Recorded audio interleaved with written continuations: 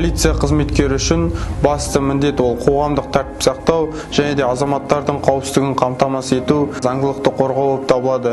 Әрбір қызмет барысы тәртіп пен жауапкершілікті және де кәсіби шеберлік пен төзімділікті талап етеді.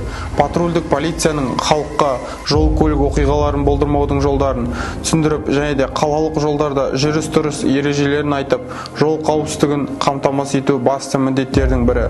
Менің басты ұстанымдарым адамдарға құрметпен қарау, адалдық және де көмекке мұқтаждарға қолдау көрсетуге ұмтылу. Әр жағдайда әділ және адамгершілікті шешім табуға болатынына мен нық сенемін.